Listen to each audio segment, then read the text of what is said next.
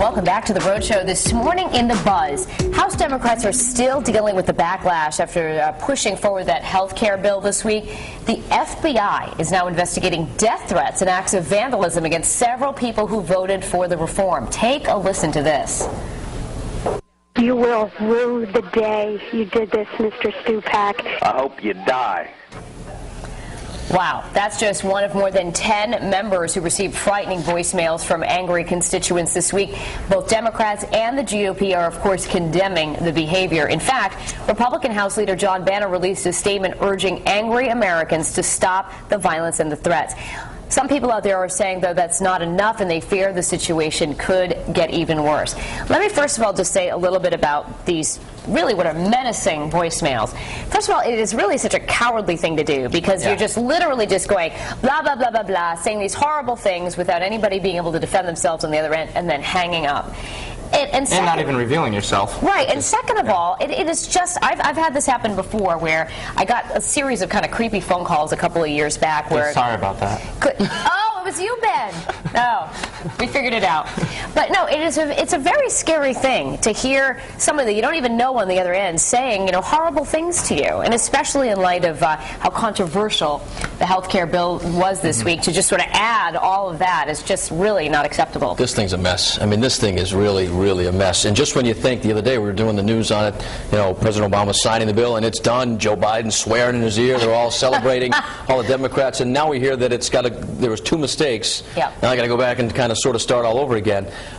You know, just speaking from a healthcare standpoint, you know, being one of those, or us, that are fortunate enough to have healthcare through our company, the whole healthcare system is a complete mess. I mean, you know, even if you have it, it just seems to get worse and more expensive each year. I'd love to have a doctor come in here and tell us about what it was like, you know, 20, 25 years ago when you went to the doctor and you paid your bill when you went to the doctor and you went home, you know, and the co-pays and then the deductibles and on it goes. I know. I mean, I've always asked doctor friends of mine, where did this go wrong? When did it start? When did the script get flipped here where the cost got out of control? Really? I mean, you used to pay the doctor when you went. I mean, if you literally break a leg, you know, and you don't have health insurance, there's 40 grand. It can literally no harm you financially, for sure. Well, what do you think about this? I mean, a lot of people are saying, hey, listen, Republicans, you need to get out there and speak out more about these threats so we can sort of calm these, like, simmering tensions out there. Oh, they have to. I mean, and you heard... Do you think it's their responsibility to do it? I do. I think they're all involved. I think the government is all-encompassing. Everyone's got to do this together. And, you know, you heard John Boehner say that, and, you know, he has to. You know, you got to defend these people are making the laws for this country. Right. It's not going to turn into a civil war here between the Republicans and the Democrats. It just can't. We got to be, as much as we don't agree, you got to be in on this together. And the age of the internet and the voicemail and the texting and the tweeting has allowed, as you said, these cowardly people to come out, make these, you know, spineless threats against people. I know. That's what I was thinking. With so many things going on outside the wars we're fighting, and what about that? For this to go on inside our own country is just awful. And Danielle, you touched on it. I mean, you know, if you have a family and you're getting these calls and how these people get my number, I mean, I can't imagine what goes through your mind. It really is unsettling, very unsettling, and hopefully, you know, everybody will sort of kind of get level-headed about this so we can sort of, you know, figure it out. Certainly something that people are talking about, no doubt, today. Let's head over to Courtney, see what people are talking about online. Lots of comments here on the blog and on Facebook. I had to write them down so I know where to go so I could share both sides with you guys. We're going to head to the live blog first, and this one's from Lisa. She said, at first I thought it would be great. Now I'm not so sure. I just don't know what to think. I'm still confused about it. Joseph Butera says, this topic has me very upset because this is a national vote, and I don't remember voting. What happened to we the people? Here's our poll on FoxProvidence.com. How do you feel about the health care reform bill being passed? A, I'm excited about health care reform.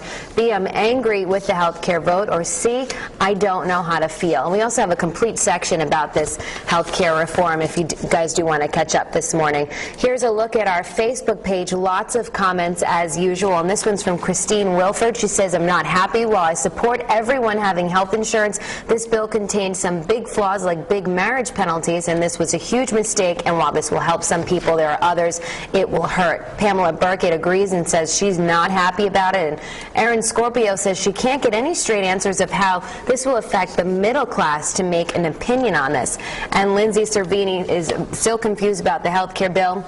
At first, she was all for it, not knowing all the details. She just wanted American people to have health care, but now that she knows the details, she's more confused than she was before. So that seems to be how folks are feeling across the board. They're just still a little confused this morning. But if you guys did take a stance and you want to weigh in on our poll, you can do that in about a half hour. We'll have those results for you. For now, we're going to head back to the kitchen. Patrick, have you rolled?